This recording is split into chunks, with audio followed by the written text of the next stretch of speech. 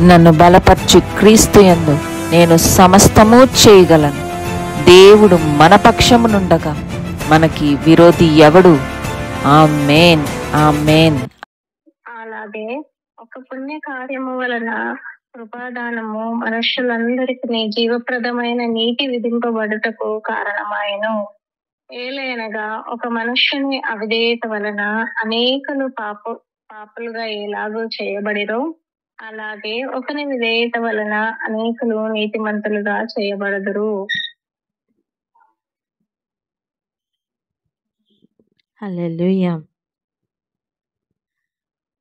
చూడండి, ఇవన్నీ కూడా ఈ రూల్స్ అండ్ రెగ్యులేషన్స్ ఇవన్నీ కూడా, ఇంకా ఈ న్యాయ విధులు భూమి మీద మనుషులు చలామణిలో ఉన్న న్యాయ విధులు కాదు. అంటే చూడండి, మనకి ఇండియన్ పీనల్ కోడ్ ఉంటుంది, అలా హెవెన్లీ పీనల్ కోడ్ కూడా ఉంటుంది. దేవుని దగ్గర ఆయన నీతిని, ఆయన రాజ్యమును వెతకమన్నారే, ఆ నీతిలో, ఆ పీనల్ కోడ్లో అమలవుతున్న మాటలే ఇవి. ఇవి భూమి మీద ప్రకృతి సంబంధి అయిన వానికి గ్రహింపులోనికి వచ్చే విషయాలు కానే కావు.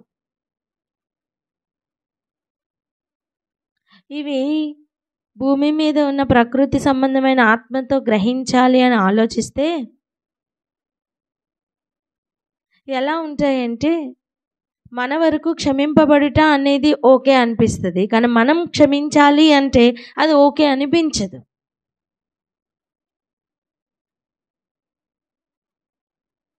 మన అపరాధములు కడగబడుట మనకి చాలా సంతోషం పుట్టిస్తుంది, కానీ ఇతరుల అపరాధములు కళ్ళెదురుగుండా కనిపిస్తూ ఉంటాయి. కొంచెం ఆలోచన చేద్దాం. భూమి మీద ఉన్న నీతిని విడిచిపెట్టి మన నీతి శాస్త్రుల కంటేను, పరిసయ్యుల కంటేను, ఇంకా వారి నీతి కంటేను, లోకపు నీతి కంటేను అధికము కావాలి. అంటే ఆయన యొద్ద చలామణిలో లేదా అమల్లో ఉన్న నీతి ఏమిటో గ్రహించమనే ప్రభు మనకి నేర్పిస్తున్నారు. అందుకే చెప్తున్నారు, వస్త్రముల గురించి, తిండి గురించి అన్నీ చెప్పి, పక్షుల గురించి అన్నిటి గురించి వివరించి, వాటన్నిటికంటే మీరు శ్రేష్ఠులు కాదా అని అడుగుతూ, మొదట నా నీతిని, రాజ్యమును వెతకన్నప్పుడు ఇవన్నీ మీకు వస్తాయి అని చెప్పి ఆ కార్నల్ మైండ్ నుంచి బయటికి లాగుతున్న దేవుడు జరిగిన అపరాధమును కూడా చూపించి, ఆ అపరాధమును ప్రభు ఎలా కొట్టివేస్తున్నారో కూడా చూపిస్తున్నారు. దానిలో భాగమే ఈ అధ్యాయం కదా. అందులో ఈరోజు ఈ మాటల్ని కొంచెం అర్థం చేసుకుందాం. 19వ వచనం చూడండి. ఎలా అనగా, ఒక మనుష్యుని అవిధేయత వలన అనేకులు పాపులుగా ఎలాగూ చేయబడిరో. ఎవరండి ఆ ఒక్క మనుష్యుడు? ఆదాము. ఆ ఒక్క మనుష్యుని అవిధేయత అంటే ఆదాం అనేకులు పాపులుగా మారడానికి కారణమైంది కదా. అలాగే అంటే ఇప్పుడు ఒక ఇల్లు చూడండి, ఒక ఇంటిలో ఒక వ్యక్తి చేస్తున్న ఆ పనికి మాలిన పనులు, ఆ ఒక వ్యక్తి చేస్తున్న ఆ వ్యతిరేకపు పనుల వలన ఆ ఇంటి మొత్తానికి కూడా ఆ పేరు వస్తుందా రాదా? చెప్పండి. మనం ఏ ఇంటిలో ఉన్నామో ఆ ఇంటికి చెడ్డ పేరు చెప్పాలి, వస్తుంది. అలా మరి అదే ఇంటికి మరలా మంచి పేరు రావాలి అంటే మళ్ళా మంచి కార్యాలు చేసే ఒక వ్యక్తి ఉండాలి. అలానే ఇక్కడ చెప్తున్న మాట చూసారా, అలాగే ఒకని విధేయత వలన అనేకులు నీతిమంతులుగా చేయబడుదురు. ఆమేన్. ఈ ఒకని విధేయత అంటే విధేయత చూపించిన ఒకడు ఎవరు? యేసయ్య. మనం కడపటి ఆదాం అనొచ్చు. యేసయ్య మూలముగా అనేకులు నీతిమంతులుగా తీర్చబడుతున్నారు. ఎలా సాధ్యమవుతుంది? ఎలా సాధ్యమవుతుంది? మొదటి ఆదాముకి కడపటి ఆదాముకి ఉన్న డిఫరెన్స్ కొంచెం చూడ్డానికి ప్రయత్నం చేద్దాం. రండి వెళ్దాం. మార్కు సువార్త 15వ అధ్యాయం 1 నుండి 5 వచనాలు చదువుకుందాం. మార్కు సువార్త 15వ అధ్యాయం 1 నుంచి 5 వచనాలు. ఉదయం కాగానే ప్రధాన యాజకులను, పెద్దలను, శాస్త్రులను, మహాసభ వారందరూ కలిసి ఆలోచన చేసి యేసును బంధించి తీసుకుని పోయి పిలాతునకు అప్పగించిరి. పిలాతు, యూదుల రాజు నీవేనా అని ఆయనను అడుగగా, ఆయన నీవన్నట్టే అని అతనితో చెప్పెను. ప్రధాన యాజకులు ఆయన మీద అనేకమైన నేరములు మోపగా పిలాతు ఆయనను చూచి, మరలా నీవు ఉత్తరమేమీ చెప్పవా? నీ మీద వీరు ఎన్నెన్ని నేరములు మోపుచున్నారో చూడమనెను. ఆయనను యేసు మరి ఏ ఉత్తరమో చెప్పలేదు గనుక పిలాతు ఆశ్చర్యపడెను. స్తోత్రం.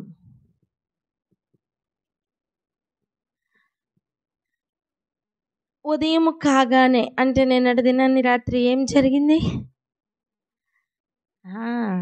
ఆయనని తీసుకుని వచ్చి ప్రధాన యాజకుడు యొక్క ఇల్లు మొత్తం ఏమేమి చేద్దామా, ఈయనని ఎలా పట్టించాలి, ఏం చెయ్యాలి, ఏమేమి ఉదయాన్నే లేచి ఏమేమి కంప్లైంట్స్ చెప్పాలి అన్నీ రాత్రంతా ఆలోచన చేసుకున్నారు. అంతే కదా? పెద్దలు, ప్రధాన యాజకులు, శాస్త్రులు వీళ్ళందరూ కలిసి ఆయనను పట్టుకొని ఆయనను అపహసించి ఆయనను గుద్ది చేతులతో కొట్టి, ఇంతకుముందు బంట్రోతులు ఆయన మాటలకి స్తంభించిపోయి ఆయన మాటలకు అలా మైమర్చిపోయి ఉన్న బంట్రోతులు కూడా మరలా ఇప్పుడు వీరితో కలిసి కొట్టడానికి వారి అరచేతులను కూడా వాడినట్టుగా మనం చూస్తున్నాం. రాత్రంతా ఈ పనిలో ఉన్నారు. ఇప్పుడు ఉదయం అయిన తర్వాత ఎక్కడికి వెళ్తున్నారు? ప్రధాన యాజకులు, పెద్దలు, శాస్త్రులు, మహాసభ వారందరూ కలిసి ఆలోచన చేసి యేసును బంధించి తీసుకుని పోయి పిలాతునకు అప్పగించారట. ఇదే పనిలో ఉంటారు వీళ్ళు పెద్దలు, ఇదే పనిలో ఉంటారు పరిసయ్యులు. ఏ పనిలో చెప్పాలి? ఏ పనిలో? యేసుని బంధించే పనిలో, యేసుని అప్పగించే పనిలో. ఎలా చంపాలి, ఎలా, ఏం చెయ్యాలి, ఏం చెయ్యాలి, ఏం చేయాలి, ఇది ఒక్కటే ఆలోచన వీళ్ళకి. చూడండి 2వ వచనం. పిలాతు దగ్గరికి వచ్చి వాళ్ళు చెప్పిన మాటను బట్టి పిలాతు అడుగుతున్నాడు, యూదుల రాజు నువ్వేనా అని అడిగి ఆయన అన్నారు, అవును నువ్వు అన్నట్టే అనేసి అన్నారు. సరే, ఈ లోపల ప్రధాన యాజకులు కామ్గా ఉంటారు కదా, ఏం చేస్తున్నారండి? అనేకమైన నేరములు మోపుతూనే ఉన్నారట. ఇంకా దానికి కంట్రోల్ ఉండదు వీళ్ళకి. ఏం చేస్తున్నారండి? నేరం మోపుతూనే ఉన్నారు. వీరు జాబ్లో ఉన్నారు కదా. ఏ జాబు? నేరములు మోపే జాబ్లో ఉన్నారు. స్తోత్రం. నేరం అని మీకు గుర్తుందా? మన సహోదరుల మీద నేరములు మోపువాడైన అపవాది. వాని పేరే అపవాది. వాడి పనేంటి? నేరములు మోపడమే, అపవాదములు వెయ్యడమే, వాదించడమే వాని పని. మీకు అర్థమైందా? కొంతమంది ఇదే జాబ్లో ఉంటారు. అందుకే వాళ్ళకి ఏమొస్తుంది? ఎప్పుడు చూడు నేరం మోపే పనే. ఏ నేరం మోపుతూనే ఉంటారు, నేరం మోపుతూనే ఉంటారు. ఈ ప్రధాన యాజకులు కదా, ఇంకా గొప్ప జాబ్లో ఉన్నారు కదా పెద్దలు. వీరందరూ ఆలోచన కూడా చేశారు రాత్రంతా. సో ఉదయం కాగానే ఏం చేస్తారు వీళ్ళు? చెప్పాలి, ఏం చేస్తారు? ఉదయం కాగానే ఏం చేస్తారండి? నేరములు మోపుతారు. చెప్పాలి, ఏం చేస్తారు? నేరములు మోపుతారు. అనేకమైన నేరములట, లెక్కలేనన్ని నేరములు. ఎన్ని కంప్లైంట్లో, ఎలాంటి కంప్లైంట్లో తెలుసా? పిలాతుకు కూడా పిచ్చెక్కిపోవాలి. ఎందుకంటే ఆలోచించండి, వీళ్ళు చెప్పే నేరములు ఎలా ఉంటాయంటే, విశ్రాంతి దినం, విశ్రాంతి దినమును ఆచరించకుండా ఏం చేశారు? గుడ్డివాడిని బాగు చేశారు. నేరం, ఎంత పెద్ద నేరం! విశ్రాంతి దినం ఆచరించకుండా విశ్రాంతి దినం నాకు భంగం కలుగునట్లుగా ఊచ చేయగలిగిన వాడిని బాగు చేశాడు. బా, ఎంత పెద్ద నేరం! ఎంత గొప్ప నేరం అండి! శాస్త్రం చెడిపోయింది కదా అక్కడ. వారు అనుకుంటున్నా, వారు చేసిన, వారు పెట్టిన శాస్త్రం ఏంటి? ఇదిలాగే ఈ కట్టె ఇక్కడి నుంచి ఇలాగే తీసి పెట్టాలి, ఇది శాస్త్రం. ఈ స్పూన్ ఇక్కడి నుంచి ఇలాగనే జాగ్రత్తగా తీసుకుని వచ్చి ఇక్కడనే పట్టుకోవాలి, అది శాస్త్రం. ఎగ్జాంపుల్ చెప్తున్నాను, అర్థమైందా? వింటున్నారా? పలానా తినం ఏంటవి? గోర్లు తీయకూడదట. ఏ దినం? ఏ రోజు? ఏ రోజు అండి గోర్లు తీయకూడదు? ట్యూస్డే, ఫ్రైడే గోర్లు తీయకూడదు. మరి ఆ రోజు డెలివరీ టైం అనుకో, ఏం చేస్తావు?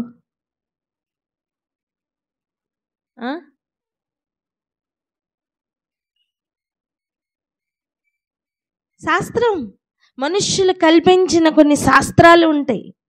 ఇది ఇలాగే అని. అవన్నీ కూడా వాళ్ళకి జరగలేదనుకోండి, ఇక స్టార్ట్ చేస్తారు. ఏంటి? నేరములు మోపడం. నేరములు ప్రభు దృష్టిలో చూపించి కూడా మోపరు. వీళ్ళ దృష్టిలో నుంచి అన్ని నేరములుగానే కనిపిస్తాయి. అది ప్రాబ్లం. అసలు విశ్రాంతి దినంన స్వస్థపరచడం నేరమా?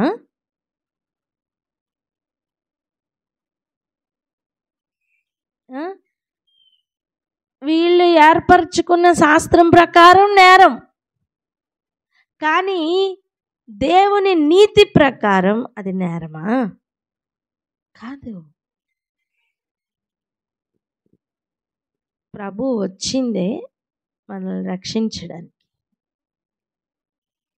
ఆయన ప్రధాన ఉద్దేశమే ఒక్కొక్కరు తమ దోషముల నుండి, తమ పాపముల నుండి విడిపింపబడి స్వతంత్రులుగా అవ్వాలని. ఆయన ఇస్తున్న ఆరోగ్యం ఎంత గొప్పదండి! ఒక్కొక్క కార్యం చేస్తూ ఆయన ఎన్ని నేర్పిస్తున్నారండి! ఎన్ని విషయాలను ఆయన నేర్పిస్తున్నారు.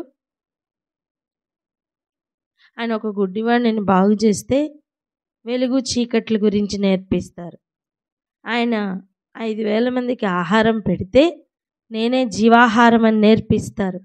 మన్నా గురించిన విషయం చెబుతూ ఇంకా శ్రేష్టమైన ఆహారం నేనే అని నేర్పిస్తారు. ఆయన ఒక సమరయ స్త్రీని కలిస్తే ఆరాధన గురించి నేర్పిస్తారు.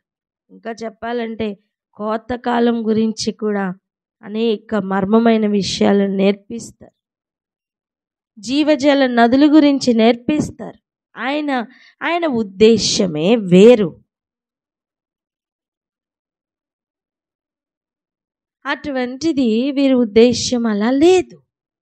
వీరు అనేకమైన నేరములు మోపడానికి గల ముఖ్య కారణం వాళ్ళ మైండ్ సెట్లో మార్పు రాలా. చెప్పండి ఎందుకు? వాళ్ళకు ఒక శాస్త్రం ఉంటుంది. ఆ శాస్త్రం అటు ఇటు అయితే వాళ్ళకి కంప్లైంట్లు వస్తాయి. అర్థమవుతుందా? ఇంకా చూడండి, వారట అనేకమైన నేరములు మోపుతూ ఉన్నారట. వీరు ఇదే పనిలో ఉంటారు. మనం అదే అనుకున్నాం కదా. అనేకమైన నేరములు మోపువాడు ఎవరైనా కనిపిస్తే మనకి క్లియర్గా అర్థం అవ్వాలి వీడు జాబ్లో ఉన్నాడని. ఏ జాబ్లో? వీడి యజమాని ఎవరు? అది. ఇంకా చూడండి, పిలాతు ఆయనను చూచి మరలా ఏమని అడుగుతున్నారు చూడండి. మరి పిలాతు ఆ నేరములన్నీ తీసుకోలేదు. ఏమంటున్నాడు చూడండి, నీవు ఉత్తరమేమి చెప్పవా? నీ మీద వీరు ఎన్నెన్ని నేరములు మోపుచున్నారో చూడు అని. వింటున్నారా? నేరములు మోపుతూ ఉన్నవాడు చిక్కుబడుతున్న సమయం అది. ఎందుకు? ఎవరికండి వెళ్ళి కంప్లైంట్ చెప్పాడు? ఈ ప్రధాన యాజకులు ఎవరికి వెళ్ళి కంప్లైంట్ చెప్పారు చెప్పండి? పిలాతుకు చెప్పారు. పిలాతు ఏం చేయాలి? వాస్తవానికి అయితే పిలాతు ఏం చేయాలి? ఆ నేరాలన్నీ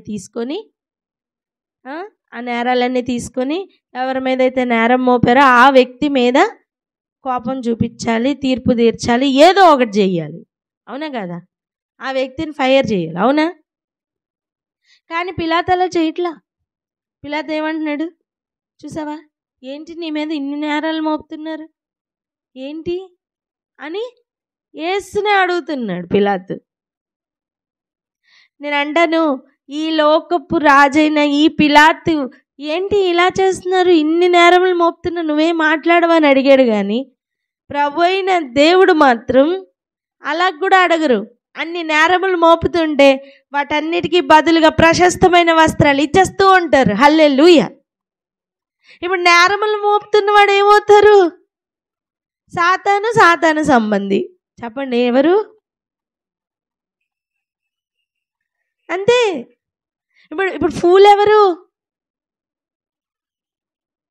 ఇప్పుడు ఫూల్ ఎవరు చెప్పాలి? నేరములు మోపువాడు ఫూల్. చెప్పండి అన్నమాట.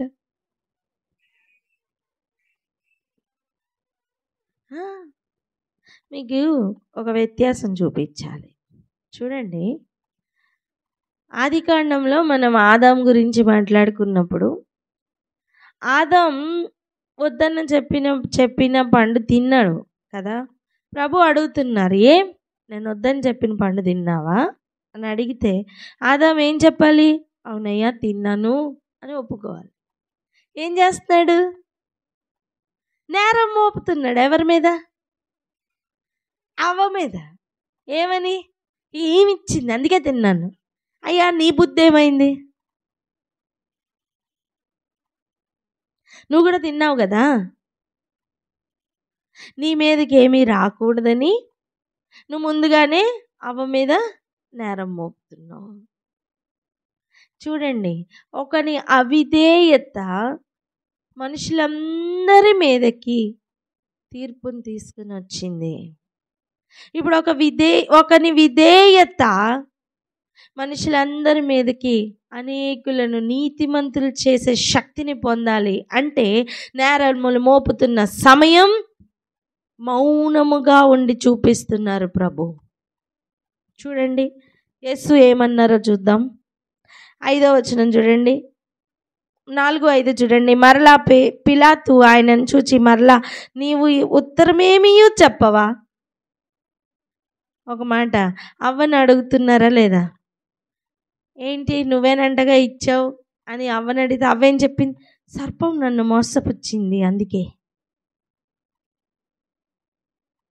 మోసపోయేటప్పుడు ఏమైంది? మాట్లాడేటప్పుడు ఏమైంది? పండు రమ్యంగా కనిపించేటప్పుడు ఏమైంది? నేనేమంటున్నానంటే నేరములు చేసిన వాడు నేరములు మోపుతుండగా ఏ నేరము చేయని వాడు మౌనంగా ఉంటున్నాడు. అది పవర్. మీకు అర్థమైందా? యేసయ్య చూడండి ఏం చెప్పారు దానికి సమాధానంగా. వీళ్ళందరూ ఇలా చేయడానికి గల కారణం, నేను స్వస్థపరిచినప్పుడు ఆ వ్యక్తికి ఊచ చెయ్యి ఉంది, ఆ చెయ్యి వలన పలానా లేకపోతే ఆ వ్యక్తి ఇలాగా పాపంలో ఉన్నాడు, ఆ వ్యక్తిని నేను బాగు చేయడం వలన ఆ ఫ్యామిలీ బాగుపడుతుంది, ఈ విశ్రాంతి దినం కంటే కూడా ఆ వ్యక్తులే కదా ఇంపార్టెంట్. ఇంత ఎక్స్ప్లెనేషన్ ఇచ్చారా అండి? చెప్పాలి. ఏం మాట్లాడారు చూడండి. అయినను యేసు మరి ఏ ఉత్తరము చెప్పలేదు. Power of silence. చెప్పండి అన్నమాట.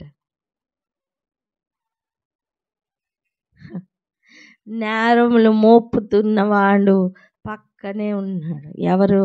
ప్రధాన యాజకుడు. చెప్పండి ఎవరు?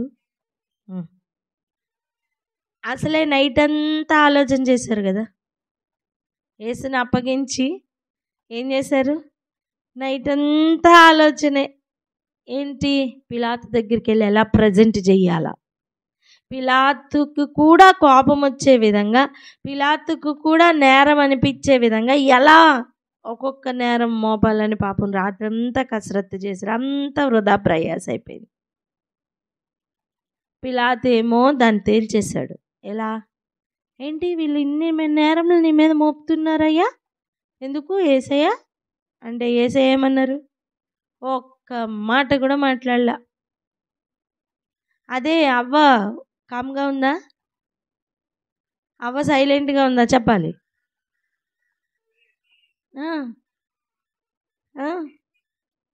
నేరము చేయడమే కాకుండా నేరము పక్కన ఎక్కడ మోసపోయిందో అప్పుడు కళ్ళు తెరుచుకుంటున్నాయి అన్నమాట.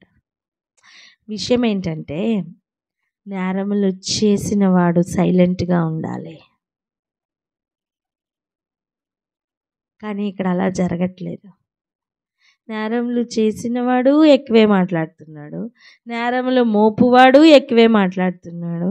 కానీ యేసు మాత్రం సైలెంట్గా ఉన్నారు. ఇంతమంది మధ్యలో ఆయనకు నేరములను క్షమించే అధికారం ఎలా వచ్చిందో తెలుసా? ఈ సైలెన్స్ని బట్టే. ఆమేన్ చెప్పరా? ఆమేన్. ఎందుకంటే ఒకని అవిధేయత మనుషులందరి మీదకి కూడా అపరాధమును తీసుకొని వచ్చింటే, తీర్పును తీసుకొని వచ్చింటే, ఒకని విధేయత అనేకులను నీతిమంతులుగా చేసే పవర్ని సంపాదించుకుందండి. ఎవ్రీ స్టేజ్ ఆఫ్ యేసయ్య లైఫ్లో మనం ఎన్నో పాఠాలని నేర్చుకుంటున్నాం. ఈరోజు ఈ పాఠం మనం నేర్చుకుందాం. మన ఎదురుగుండా అనేక క్యారెక్టర్స్ ఉన్నారు. ఆదాం, అవ్వ వద్దు అని చెప్పిన పని చేసిన వారే. కానీ ఎక్స్ప్లెనేషన్ ఇచ్చే టైంకి, దేవుని ఎదురుగుండా నిలబడే టైంకి వారి క్యారెక్టర్ చూడండి. పశ్చాత్తాపం అనేది ఏ కొసాన లేదు. అవ్వ ఒప్పుకోవచ్చు కదా, పోనీ నేనే తప్పు చేశానని ఒప్పుకుందా? లేదు. ఆదాం ఒప్పుకున్నాడా? లేదు. యేసయ్య తప్పు చేశారా? కానీ ఎందుకు కామ్గా ఉన్నారు? నేనేమంటున్నానంటే తప్పు చేయని వాడే అంత కామ్గా ఉంటే తప్పు చేసిన వాడు ఇంకెంత కామ్గా ఉండాలండి. మనం కామ్గా ఉండం. మనం జాబ్లోకి ఎంటర్ అయిపోతాం. ఒక మాట చెప్పిన, ఎలాగైతే మనం సైన్ ఇన్ అవ్వగానే, మనం సైన్ చెయ్యగానే ఒక స్కీమ్లోకి ఎంటర్ అయిపోతామో, అపవాది మాట వినడంతోనే మనం వాని పనిలోకి ఎంటర్ అయిపోతాం. వాడి టాస్క్లోకి మనం ఎంటర్ అయిపోతాం. అందుకే చూడండి, ఇవి ఎవరి క్యారెక్టర్ అండి? నేరములు మోపే క్యారెక్టర్ ఎవరిది? కుడి పార్శ్వంన నించుని నేరములు మోపువాడైన అపవాది అని చెప్తున్నాడు. సాతాను పనేం నేరములు మోపడం. ప్రకటన గ్రంథంలో చదువుతాం మనం, రాత్రింపగళ్ళు ఇదే పని అట. ఏం పని?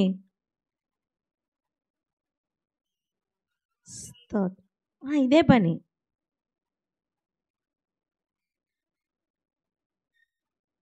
వద్దు, మనం మారాలి. చెప్పండి పక్కవారితో, వద్దు మనం మారాలి అని. పక్కవారితో చేతులు కలిపి చెప్పండి, వద్దు మనం మారాలి. అపవాది జాబ్ నాకు వద్దని చెప్పండి.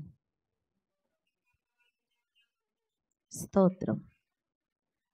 ఈరోజు ఈ ఒక్క క్యారెక్టర్ మనం మార్చుకుంటే చాలు తెలుసా, అపవాది సగం ఓడిపోతాడు. ఆమెన్.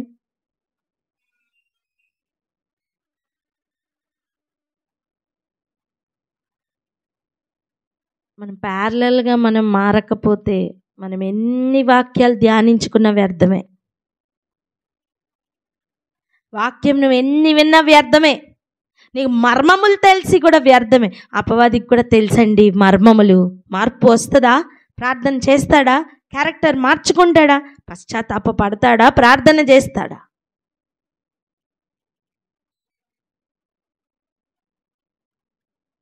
మేము ఎంత వాక్యం విన్నా, ఎంత వాక్యం తెలిసినా, కంఠాపదంగా నువ్వు ఆదికాండం నుంచి ప్రకటన వరకు ప్రతి వచనం చెప్పిన క్యారెక్టర్లో మార్పు రాకపోతే ఆ జీవితం వ్యర్థం. అపవాది అలా వ్యర్థపరచాలని అనేక ఆలోచనలు ఇస్తూ ఉంటాడు. వాడు ఆలోచన చొప్పున నడవక నాన్న.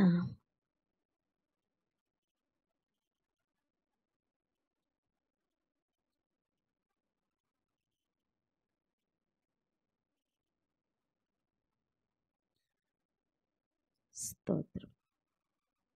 ఎంతమందికి అర్థమవుతుంది? రోమపత్రిక 5వ అధ్యాయం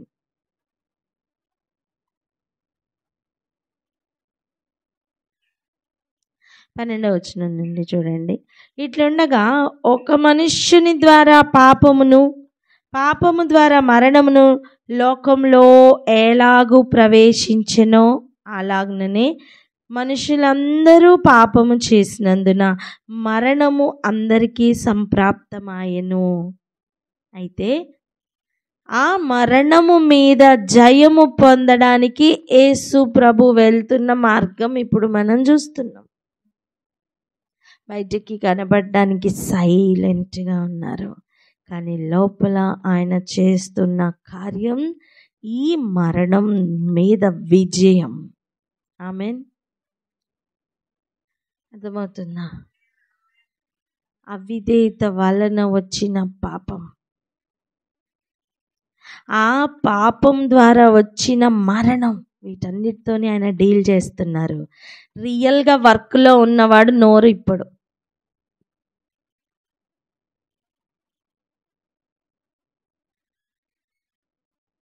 యేసుప్రభు వీటన్నిటిని డీల్ చేస్తున్న సమయమే కదండి పిలాతు ఎదురుగుండా నించునున్న సమయం. అవునా? పొందబోతున్న జయమే ఆయనకు కనిపిస్తుంది. అందరినీ కబళించిన మరణం ఆయన శత్రువుగా కనిపిస్తుంది. దాని మీద ఎలా జయం పొందాలో ఆయన చేస్తున్న యాగం, త్యాగం ఆయన ఎదురుగుండా తెలుసు. అనవసరంగా నోరు పారేసుకోరు ఆయన.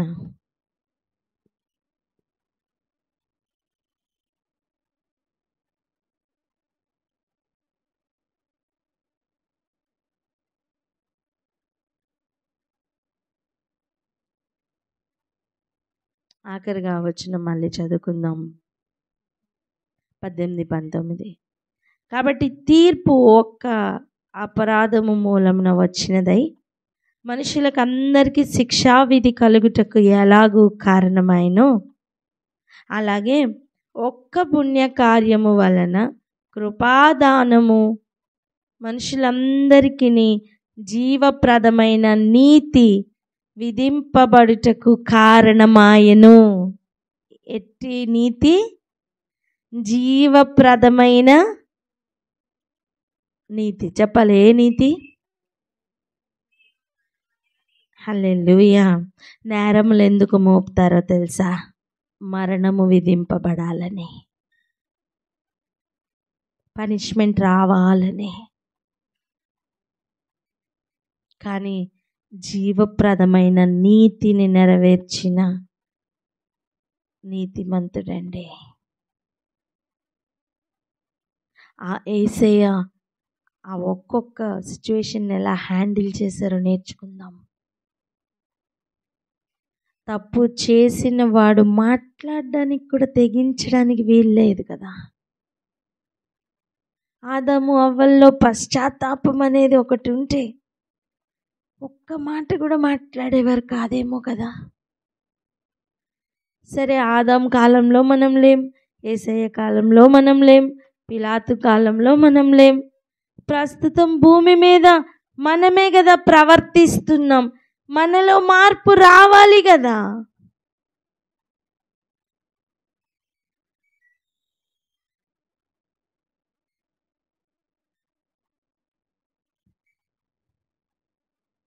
యేసయ్య ముగించి చేసి ఇచ్చి వెళ్ళిన మార్గం ఒకటి ఉందే. ఒకటే మాట, మనం ఆదాం మార్గంలో నడుస్తున్నామా, కడపటి ఆదాం మార్గంలో నడుస్తున్నామా? ఒక్కటే ఆలోచన చేసుకుందాం ఈరోజు. మొదటి ఆదాం మార్గంలో నడిస్తే నేరములు మోపుతాం. కడపటి ఆదాం యొక్క మార్గంలో నడిస్తే తప్పు లేకపోయినా సరే సైలెంట్గా ఉంటాం.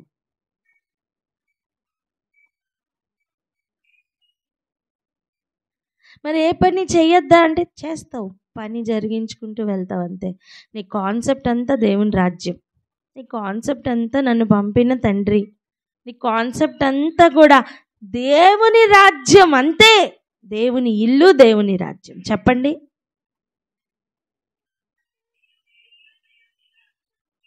నీకు ఎంత చేతనవుతుందో అంత మట్టుకు నీ ఎఫర్ట్స్ అన్నీ పెడతావు అంతే. అంతేగాని ప్రధాన యాజకుల వలె మారద్దు, ఆనాటి ఆదాం వలె ఉండద్దు, అవ్వ వలె అస్సలు ఉండద్దు. మరి ఎవరి వలె ఉండాలంటే యేసు వలె ఉండు. చెప్పండి, ఎలా ఉండాలి? యేసు వలె ఉండు. ఆమేన్. యాక్చువల్గా ఇప్పుడు చెప్పండి, వీళ్ళందరి క్యారెక్టర్స్లో నిజంగా మాట్లాడడానికి అధికారం ఉన్నది ఎవరికి? యేసయ్యకి ఒక్కళ్ళకి. హల్లెలూయా. కానీ ఆయన ఏం చేస్తున్నారు? సైలెంట్. హల్లెలూయా. సంఘమును ప్రేమించి ఆ ప్రేమను బట్టి సంఘమును బాగు చేసుకుంటున్న యేసయ్య ఈరోజు ఆయనకి స్నేహితుడై నువ్వు మారితే నువ్వు కూడా సంఘమును బాగు చేసే పనిలో ఉంటావు. పక్కవారిని చూసి చెప్పండి, సంఘమును బాగు చేసే పనిలో ఉందామని చూసి చెప్పండి. సంఘమును బాగు చేసే పనిలో ఉందాం. గ్రహించిన వారు ధన్యులు. ప్రార్థన చేసుకుందాం అక్క.